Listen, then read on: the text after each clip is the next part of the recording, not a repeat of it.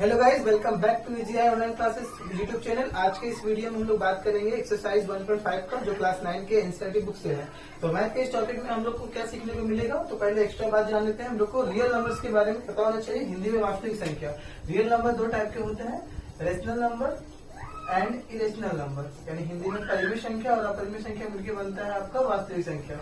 Rational number are those number which are can be written in the form of p by q and whose square root is possible, यानी जिसका square root वर्गमूल आसानी से निकल जाए और जिसका वैल्यू जो हो एकदम सिंपल सा वैल्यू आ जाए, p by q का फॉर्म में लिखा जाए, वो रेशनल है। बाकी अदर नंबर जो स्क्वायर रूट के वैल्यूज नहीं कैरी करते हैं, यानी जिसके स्क्वायर रूट का वैल्यू नहीं होता, लाइक √2, √3, √5, इरेशनल कहलाते हैं। तो इस छोटे से नॉलेज से हम लोग को कुछ बातें पता चलेगी। और एक्स्ट्रा बात जान लीजिएगा, ये पाई जो है कंट्रोवर्सी में रहता है। पाई जो है वो एक इरेशनल नंबर है, अपरिमेय संख्या होती है पाई। ठीक है, ध्यान रखिएगा। अगर पाई का वैल्यू दे देगा आपको 22/7, सिर्फ 22/7 बोल देगा तो आप इसको परिमेय मान लीजिएगा, क्योंकि वो p by q के फॉर्म में यानी रेशनल नंबर मान लीजिएगा, लिखा जा सकता है। ठीक है, तो चलिए हम लोग बिना देर के शुरू करते हैं हम लोग आगे का टॉपिक। तो जैसे कि आप क्वेश्चन में पढ़ पा रहे होंगे, classify the following number as rational irrational. हम लोग बताना है कि कौन सी संख्या परिमेय कौन अपरिमेय है। तो कैसे बता सकते हैं, तो हम लोग को सॉल्व नहीं करना पड़ेगा, सिर्फ और सिर्फ देख के हम लोग बता सकते हैं।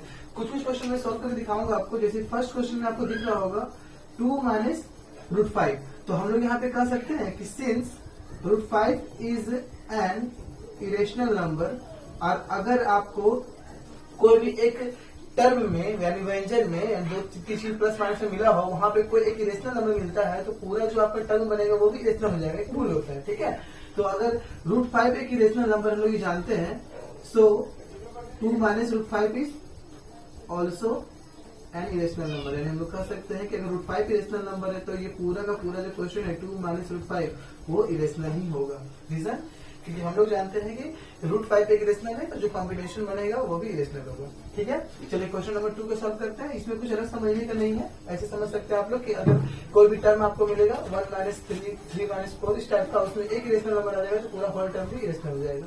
अगला क्वेश्चन में देख सकते हैं आप लोग, ये थोड़ा सा डिफरेंट है। 3 plus square root of 23 subtracted by square root of 23। Now we can say that कि अगर इसको सॉल्व करेंगे, हम लोग सॉल्व करने के लायक है कि सॉल्व कर रहे हैं, तो इसका वैल्यू ऑटोमेटिक ब्लॉक हो जाएगा। तो 3 प्लस √23 और माइनस √23, और जैसे हम लोग दिख रहा होगा यहाँ पे माइनस √23 और √23 और प्लस √23 आपस में कैंसिल हो सकते हैं, यानी 0 मिल जाएंगे हम लोग को, और बचेगा सिर्फ क्या 3। और 3 एक रेशनल नंबर होता है कि 3 को p by q फॉर्म में लिख सकते हैं 3/1, इसलिए हम लोग डायरेक्ट इसका आंसर देंगे rational number. It is a rational number. क्यों? क्योंकि इसमें हम लोग क्लियरली दिख रहा है कि ये एक रेशनल नंबर है, क्योंकि सिंपल फॉर्म में आ चुका है। ठीक है, तो इस हिसाब से आप सोल्व कर सकते हैं। चलिए थर्ड क्वेश्चन की ओर चलते हैं। अगर सोल्व करने लायक रहेगा तो हम लोग सोल्व जरूर करेंगे। हम लोग थर्ड क्वेश्चन दिख रहा होगा 2√7 डिवाइडेड बाय √7, तो ये सॉल्व होने लायक है, यानी आप खुद कैरी कर सकते हैं। देखिए अगर हम लोग इसे ध्यान से देखें तो √7 एंड √7 आर सेम, एंड वो एक न्यूमरेटर डिनोमिनेटर पे कैरी कर रहे हैं, इसलिए हम लोग इसको काट सकते हैं। काटने के बाद हम लोग पास क्या बचेगा 2/1, तो 1 तो लिखेंगे नहीं, सिंपल नंबर 2 बचा है। अगर सिंपल नंबर 2 बचा है तो हम लोग कह सकते हैं कि पूरा का पूरा नंबर क्या है, एक रेशनल नंबर है, क्योंकि सिंपल नंबर क्या होते हैं, रेशनल नंबर होते हैं। अगर √2 आता है तो आप बोलते हैं इरेशनल नंबर। ठीक है, आई होप आपको ये समझ में आ चुका होगा। चलिए हम लोग फोर्थ क्वेश्चन पे चलते हैं। तो फोर्थ क्वेश्चन में आप देख रहे होंगे यहाँ पे सॉल्व तो होने लायक है नहीं, आपको सिर्फ और सिर्फ √2 दिख रहा। तो मैंने क्या बोला, जब कंबाइंड होकर कोई टर्म बनेगा तो इरेशनल नंबर को पहले आप समझा दीजिएगा। तो कह सकते हैं कि since √2 is an irrational number, so अगर √2 एक अपरिमेय संख्या है, तो जो कॉम्बिनेशन बन रहा है यानी कि 1/√2 वो भी क्या होगा, एक अपरिमेय संख्या होगी, ऑल्सो एन इरेशनल नंबर। तो आपको ये पांचों क्वेश्चन में कोई ज्यादा दिक्कत नहीं हुआ होगा, आई मीन चारों क्वेश्चन में। अब आपको लास्ट क्वेश्चन बता देता हूँ मैं, मतलब 2π। तो 2π का क्वेश्चन भी आप आराम से सॉल्व कर सकते हैं, क्योंकि आप यहाँ पे देख रहे हैं कि एक कंट्रोवर्शियल वर्ड है, pi is a irrational number. तो पाई इरेशनल नंबर होता है, तो जैसा मैंने आपको बताया, अगर √5 इरेशनल था तो 2 माइनस √5 इरेशनल होगा, तो पाई इरेशनल, तो जो कॉम्बिनेशन बनेगा वो भी क्या लिखेंगे, इरेशनल। यानी कह सकते हैं कि since pi is an irrational number, चूंकि पाई एक अपरिमेय संख्या है, इसलिए हम लोग कह सकते हैं जो कॉम्बिनेशन बनेगा वो भी क्या होगा, इरेशनल नंबर होगा। तो आई होप ये एक्सरसाइज का फर्स्ट क्वेश्चन था, जो आप आराम से समझ चुके होंगे। इसमें ज्यादा कुछ अभी समझने को नहीं है, इसके बाद के क्वेश्चन को धीरे धीरे हम सॉल्व करेंगे, तो इसे आप जल्दी से स्क्रीनशॉट ले लें। पे चलेंगे। क्वेश्चन नंबर 2 में आपका लिखा हुआ simplify each expression given below, यानी निम्न के दिए गए व्यंजकों को हम लोग सरल करना है। तो देखिए हम लोग इसके लिए बेसिक कुछ बातें जाननी होगी। अगर आपको रूट के नंबर सिमिलर दिख जाए, रूट एक्स और रूट एक्स दिख जाए तो आप इसे केवल एक्स लिख सकते हैं, ठीक है। और रूट के नंबर अगर डिफरेंट दिखेंगे, रूट एक्स और रूट वाई, तो आप वहां पे उसे रूट एक ही बार लेकर मल्टीप्लाई कर सकते हैं। फॉर एग्जाम्पल अगर रूट 2 इंटू रूट 3 दिखेगा तो आप बोलिएगा रूट 6, ठीक है। अगर आपको रूट 2 इंटू रूट 2 दिखेगा तो आप बोलिएगा सिर्फ 2, इससे नंबर में सिर्फ 2 आ जाएगा, बिकॉज रूट 2 रूट 4 होता है, 4 का रूट 2 होता है। इसके अलावा अगर आपको कोई सिंपल नंबर रूट दिखेगा तो आप उसको मल्टीप्लाई नहीं कर सकते, आप सिर्फ उसे लिख दीजिएगा 3 रूट 2, मल्टीप्लाई साइन बीच में ऐड हो जाएगा। या फिर उल्टा भी आ जाएगा आपका रूट 5 इंटू 6, तो आप इसे 6 रूट 5 ही लिखिएगा, पहले नंबर फिर उसके बाद रूट। क्लियर हो गया आपका ये सब एक्स्ट्रा बात। चलिए तब शुरू करते हैं इसको बनाने के लिए। तो जैसे कि आपको बोर्ड पे दिख रहा होगा, हम लोग का क्वेश्चन है first, root 3 plus root 3 multiplied by 2 plus root 2, तो 3 प्लस रूट 3 2 प्लस रूट 2। हम लोग ब्रैकेट का मल्टीप्लाई करना क्लास 8 में सीखे थे कि ब्रैकेट के मल्टीप्लाई में इसके फर्स्ट एलिमेंट को लेंगे और सेकंड ब्रैकेट को सेम टू सेम उतार देंगे, फिर इसके सेकंड एलिमेंट को लेंगे रूट 3 प्लस रूट 3 और इसके फिर से सारे एलिमेंट उतार देंगे। फिर ब्रैकेट तोड़ने का नियम भी आप लोग पता होगा, यही एलिमेंट दोनों से मल्टीप्लाई होता है, 3 इंटू 2 6, 3 इंटू रूट 2। तो मैंने जैसे बताया जब नंबर और रूट मल्टीप्लाई हो तो सिर्फ सटा के देना आपको, 3 रूट 2। चलिए रूट 3 और 2 को मल्टीप्लाई करेंगे तो पहले 2 लिखना पड़ेगा फिर रूट 3, बिकॉज ये मल्टीप्लाई तो नहीं हो सकता है। लेकिन जब रूट 3 रूट 2 से करेंगे तो रूट 3 रूट 2 मल्टीप्लाई हो सकते हैं, यानी हम लोग लिख सकते हैं क्या रूट 6, बिकॉज इस टाइप का रूल लग गया आपका रूट 3 रूट 2। या फिर ये देख सकते हैं जैसे कि आपको रूट 6 मिल रहा है, ठीक है। तो अगर कहीं समझने में दिक्कत हो तो कमेंट बॉक्स में कमेंट जरूर करें। चलिए अब इसको ध्यान से अगर देखा जाए तो ये पूरा टर्म में कुछ भी सिमिलर नहीं मिल रहा, ना ही 6 जैसा कोई नंबर है, ना ही रूट 2 का कोई नंबर, ना ही रूट 3 का, ना ही रूट 6 का। तो इसका आंसर यही हो जाएगा, ठीक है। इसमें हम लोग आगे नहीं बढ़ा सकते कि सिमिलर टर्म कुछ नहीं है, बट आगे जब आप सॉल्व कीजिएगा तो कुछ नई बातें आपको जानने को मिलेगी। फॉर एग्जाम्पल नेक्स्ट क्वेश्चन देखिए, 3 plus root 3 into 3 minus root 3। इस क्वेश्चन ध्यान दें तो ये फॉर्मूला से भी बन सकता है आपका, मल्टीप्लाई करने के मेथड से भी बन सकता है। ज्यादा बेटर है अगर आप दोनों सीख लें, तो आपको मैं मेथड 1 और मेथड 2 दोनों सिखा देता हूँ, ठीक है। फर्स्ट मेथड से बनाइएगा तो आप ब्रैकेट तोड़ने का रूल लगाइएगा, ठीक है, जिसमें आपको इसका फर्स्ट एलिमेंट 3 उतारना है, इसका सेकंड पूरा का पूरा ब्रैकेट उतार देना है, इसका सेकंड एलिमेंट रूट 3 उतारना है और इसका पूरा ब्रैकेट उतार देना है। आई होप आप समझ पा रहे होंगे इसी जैसा। उसके बाद आपको मल्टीप्लाई करने रूल लगाना है, 3 into 3 9 minus 3 into root 3 3 root 3, root 3 into 3 तो 3 रूट 3 होगा। लेकिन यहाँ ध्यान दीजिएगा तो रूट 3 और माइनस रूट 3 तो प्लस माइनस माइनस रूट 3 क्या बनेंगे 3, सेम नंबर मल्टीप्लाई करने पे सेट नंबर आता है। अब ये आगे सोल्व हो सकता है, इसको सोल्व कर लीजिए। इसको सोल्व करेंगे तो आपका नंबर और माइनस 3, अगर आप चाहें तो एक साथ लिख सकते हैं 9 माइनस 3 पहले, और बाकी इसको ध्यान से देखिएगा तो 3 रूट 3 और 3 रूट 3 प्लस माइनस में है, ये कैंसिल हो जाएंगे, यानी आपके पास सिर्फ 9 माइनस 3 बचा, दैट इज आंसर हमें कितना आ गया 6, ठीक है। तो आपको ने देखा कि अगर सोल्व नहीं रखा हो तो सोल्व भी कर सकते हैं हम लोग। चलिए हम लोग इसका सेकंड मेथड को देखते हैं। सेकंड मेथड क्या करता है, तो इसके सेकंड मेथड में आपको क्लास 8 में बताया हुआ फॉर्मूला लगेगा। अगर ध्यान से क्वेश्चन को देखिएगा तो ये 3 प्लस रूट 3 3 माइनस रूट 3, ये इस फॉर्मूला में आ रहा है, A plus B A minus B is equal to A square minus B square. Clear. तो हम लोग कह सकते हैं कि A plus B minus B का फॉर्म में आया, जहाँ ए के प्लस पे रूट 3 है और बी के प्लस पे रूट 3 है। तो अगर हम फॉर्मूला से बनाते हैं तो हम इसे कैसे बनाएंगे, तो 3 plus root 3 3 minus root 3 formula according A square minus B square होगा, यानी कि फर्स्ट नंबर क्या 3 का स्क्वायर और सेकंड नंबर क्या रूट 3 का स्क्वायर। सॉल्व करेंगे तो 3 का स्क्वायर होता है 9 और रूट 3 का स्क्वायर होता है 3, इससे भी आंसर 6 ही आएगा। तो आपको जो मेथड समझ में आता है उस मेथड से फॉलो कर सकते हैं, ठीक है। मार्क्स दोनों मिलेंगे, क्योंकि यहाँ पे ऐसा बोला नहीं गया कि यूज द आइडेंटिटी, फॉर्मूला का इस्तेमाल करना ऐसा बोला नहीं गया, ठीक है। चलिए इसके फोर्थ क्वेश्चन में चलते हैं, और आई थिंक ये नहीं सॉरी थर्ड क्वेश्चन में चलेंगे, सेकंड लास्ट क्वेश्चन, जिसमें आप लोग को दिख रहा होगा root 5 plus root 2। Root 5 plus root 2 का होल स्क्वायर है, तो आप इसे लिख सकते हैं root 5 plus root 2 again into root 5 plus root 2। आप चाहे तो आप इसे खुद भी ट्राई कर सकते हैं, बट मैं आपके लिए कर देता हूँ, ठीक है। Root 5 plus root 2 root 5 plus root 2 rule के रूल चलेंगे, तो इसको भी दो मेथड से लोग बना सकते हैं। ध्यान से देखिएगा तो पहला मेथड से आप चाहें तो बना सकते हैं, इसमें क्या मल्टीप्लाई करके, दूसरा मेथड से क्लास 8 का फॉर्मूला भी लगा सकते हैं, बट मैं आपको सजेस्ट करूंगा कि मल्टीप्लाई करके बनाइए, शायद आपके लिए आसान हो। तो इसके फर्स्ट एलिमेंट को लेंगे रूट 5, सेकंड एलिमेंट को सेम कर देंगे, फिर इसके सेकंड एलिमेंट को लेंगे और सेकंड ब्रैकेट को फिर से उतार देंगे, और उसके बाद मल्टीप्लाई का रूल लगाएंगे। रूट 5 क्या बनेगा, एक्स इंटू एक्स क्या होता है x, only 5। Root 5 into root 2 दोनों रूट में है, तो दोनों रूट में डिफरेंट नंबर तो मल्टीप्लाई करते हैं, 5 इंटू 2 कितना होगा 10। सिमिलरली यहाँ पे करेंगे तो रूट 2 इंटू रूट 5 रूट 10, और यहाँ पे प्लस प्लस प्लस ही होगा, तो दिक्कत नहीं है। रूट 2 इंटू रूट 2 क्या बनेगा आपका सिमिलर नंबर 2। तो सॉल्व करेंगे तो पहले नंबर्स को लेंगे, यानी 5 प्लस 2, फिर रूट के टर्म्स को क्या लिख देंगे, √10 अभी आगे सॉल्व कैसे हो सकता है, तो 5 + 2 = 7 एंड यहाँ पे भी 1 छुपा हुआ है, यहाँ भी 1 छुपा हुआ है, तो √10 × √10 2√10। बहुत बच्चों से ये गलती होगा ना कि वो सोचेंगे कि √10 + √10 √20 क्यों नहीं होता है। तो आप ध्यान रखिएगा, रूट के नंबर्स आपका x के जैसा बिहेवियर करते हैं। जैसे आप जानते हैं कि x + x 2x होता है, तो √10 2√2 होगा, तो मतलब √2 होगा, ना कि आपका √20 होगा। तो इस पर थोड़ा ध्यान रखिएगा, ठीक है। ये सब नोट्स है, आप इसे विचार कर सकते हैं इस पे, इसका आंसर भी आपका आ गया। क्लियर। अब मैं जैसा जानता हूं कि अगर आप इसे समझ चुके होंगे तो आप लास्ट क्वेश्चन खुद बना दीजिएगा, और लास्ट क्वेश्चन में ध्यान देंगे तो √5 × √2 √5 - √2 √5 + √2 ये अगेन देखिए तो सेम क्वेश्चन नंबर 2 जैसा है। तो हम लोगों ने क्वेश्चन नंबर 2 को 2 मेथड से बनाया था, तो क्यों ऐसे सेकंड मेथड से यूज कर बनाया जाए। तो सेकंड मेथड के अकॉर्डिंग देखिए ध्यान से, a - b + b का फॉर्मूला a² - b² होता है। तो हम डायरेक्ट लिखते हैं a के प्लेस पे √5 का स्क्वायर, b के प्लेस पे √2 का स्क्वायर। सॉल्व करेंगे तो 5 का स्क्वायर 5 ही होगा, स्क्वायर का मतलब रूट और उसका आपस में कैंसिल हो जाता है, ऐसे आप याद कर सकते हैं। और √2 का स्क्वायर में रूट कैंसिल, तो 5 - 2 = 3। तो ये सेकंड क्वेश्चन भी पूरा सॉल्व हो गया।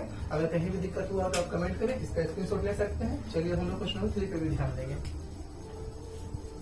तो थोड़ा सा लंबा क्वेश्चन है, इसलिए मैंने क्वेश्चन नहीं लिखा, आप क्वेश्चन सिर्फ समझ लीजिएगा।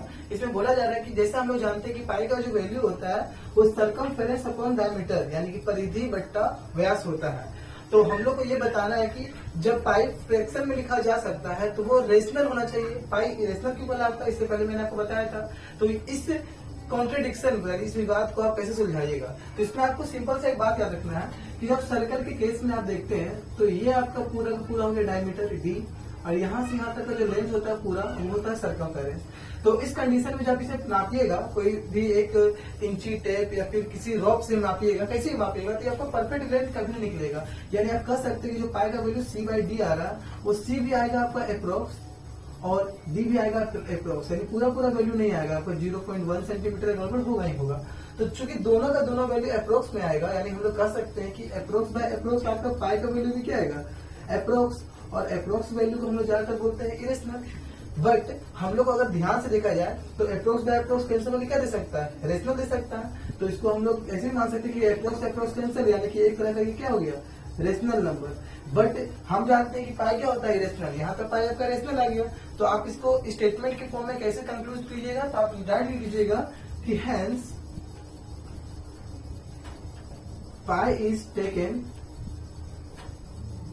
रेशनल एज approximate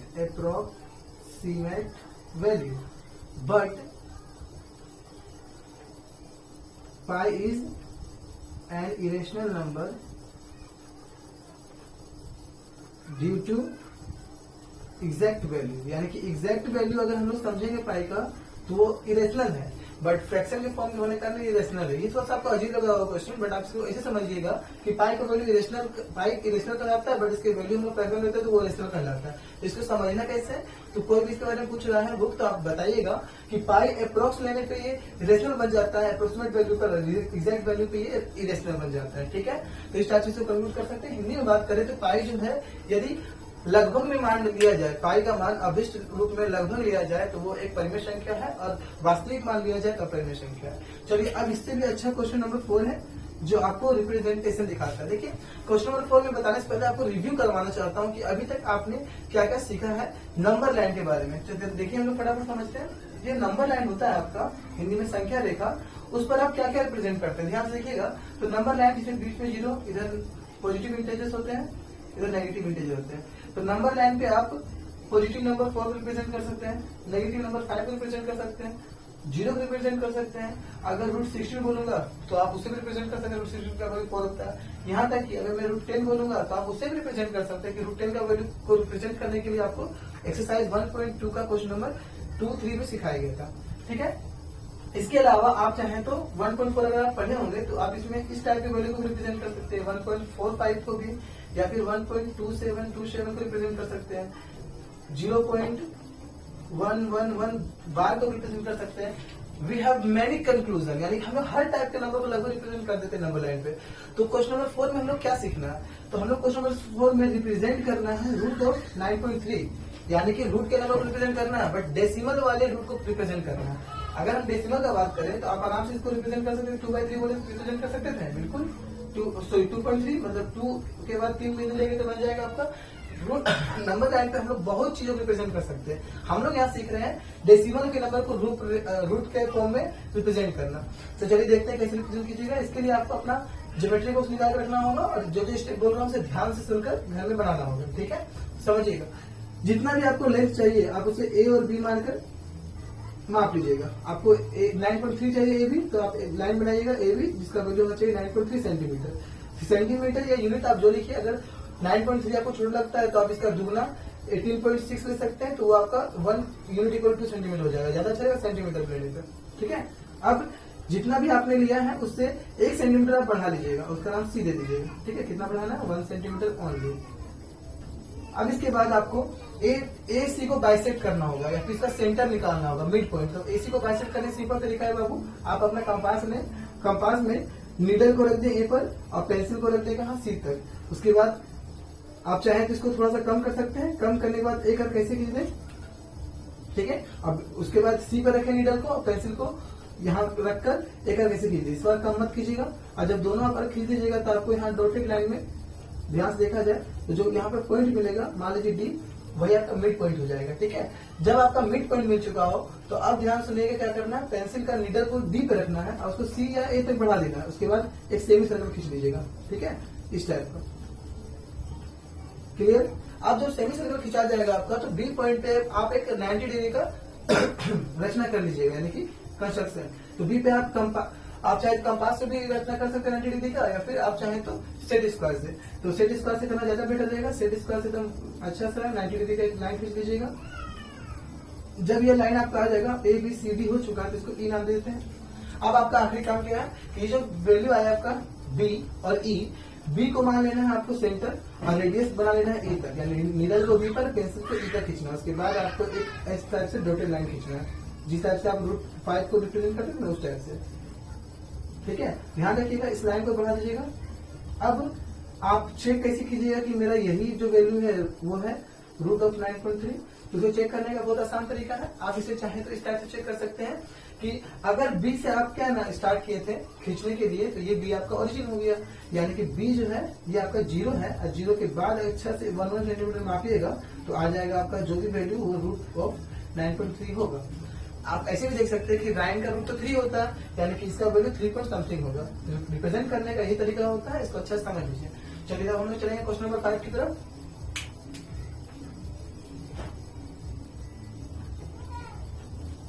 चलिए तो हम लोग देखते हैं क्वेश्चन नंबर 5 को फटाफट। क्वेश्चन नंबर 5 में आपको लिखा हुआ rationalise the following of denominator, या फिर डेनोमिनेटर को आपको रेशनलाइज करना है। रेशनलाइज का मतलब होता है रेशनल नंबर बनाने का एक प्रोसेस। रेशनलाइज जो होता है ज्यादातर हम लोग डेनोमिनेटर का ही करते हैं। इन केस कभी कभी आपको न्यूमरेटर का भी करना पड़ सकता है, यानी कि ऊपर के टर्म का भी करना पड़ सकता है। ठीक है, जैसा क्वेश्चन आपको इस हिसाब से समझाते हैं हम। रेशनलाइज होता क्या है, ये 2 टाइप का क्वेश्चन होता है। अगर आपका फ्रैक्शन में यानी डेनोमिनेटर में सिंपल रूट का नंबर दिया हो तो अलग तरीका से होगा, और अगर कंबाइंड करके टर्म बना के दिया होगा एक्सप्रेशन तो अलग तरीका से होगा। फर्स्ट क्वेश्चन को आप देख पा रहे होंगे, 1/√7 रेशनलाइज करना है। तो 1/√7 में आपको सिर्फ डेनोमिनेटर पे ध्यान देना है। डेनोमिनेटर पे आपको √7 दिख रहा है, दैट इज आप इसे जो रूट का नंबर दिखेगा उसी से ऊपर और नीचे मल्टीप्लाई कर दीजिएगा रखकर, यानी कि √7 तो √7 इंटू √7, √5 होता है तो √5 इंटू √5 करते हैं। सिंपल प्रोसेस है। आप सामने मल्टीप्लाई कीजिए, √7 इंटू 1 ऑनली √7, √7 इंटू 2 होता है तो 2√7 देखते हैं। और √7 क्या बनता है, जैसे मैंने आपको बताया था, सेम नंबर रूट मल्टीप्लाई हो तो सिर्फ नंबर कैरी होता है 7। और आपको विश्वास नहीं होगा, यही इसका आंसर है। और आप सोचिए कि इसका आंसर इतना सिंपल क्यों है। क्वेश्चन का हेडिंग समझिए, रेशनलाइज यानी परिमेयकरण करना। रेशनलाइज मतलब रेशनल नंबर बनाना। रेशनल नंबर कब होता है, जब डेनोमिनेटर सिंपल हो। डेनोमिनेटर सिंपल है आपका, डेनोमिनेटर भी आपका कोई इतना खतरनाक चीज नहीं है, इसलिए रेशनलाइज हो गया। और ऐसे ही बाय द वे पूरा रेशनल नंबर नहीं है, ये इरेशनल है। बट रेशनलाइज किसको करना था, डेनोमिनेटर को। तो देखिए डेनोमिनेटर इरेशनल से क्या बना दिया, रेशनल। यही है rationalise. The process of giving the rational number is called rationalise. चलिए सेकंड क्वेश्चन में चलते हैं। 1/√7 माइनस √6, तो इसको रेशनलाइज करने का प्रोसेस समझिएगा।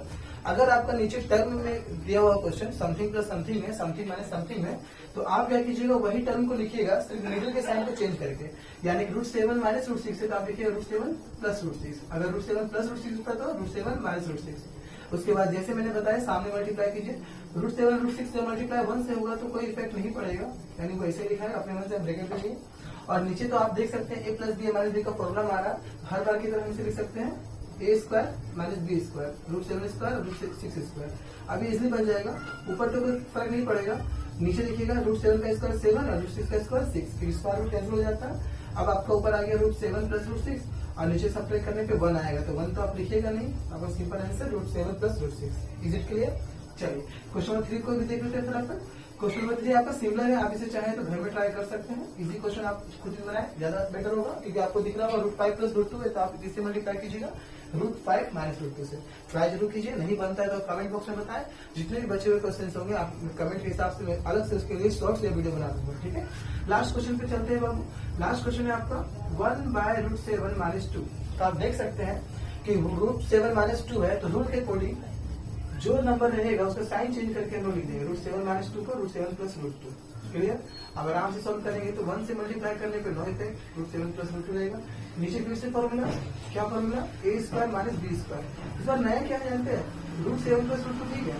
नीचे √7 का स्क्वायर 7 और 2 का स्क्वायर 4 होता है, तो 4 ही लिखेंगे, ना कि 2 लिख देंगे। तो √7 माइनस प्लस √2 और नीचे ध्यान √7 प्लस 2 और नीचे ध्यान देंगे क्या है 3। 1 तो है नहीं, जिग्नल कर दीजिएगा, 3 था इसलिए आपने इसे लिख दिया। तो ये हो गया इसका रेशनलाइज करने के बाद। अब आप लोगों ने एक्सरसाइज का सारा क्वेश्चन को सॉल्व कर लिया है। अब आपको इसके बाद एक्सरसाइज 1.6 का सोल्यूशन चाहिए, तो आप जरूर हमें कमेंट करें, उस हिसाब से मैं वीडियो प्रोवाइड कर दूंगा। तब तक के लिए धन्यवाद और देखते रहें हमारे चैनल की वीडियोस को, और पसंद आए तो जरूर लाइक करें। चलिए आप स्क्रीनशॉट ले सकते हैं।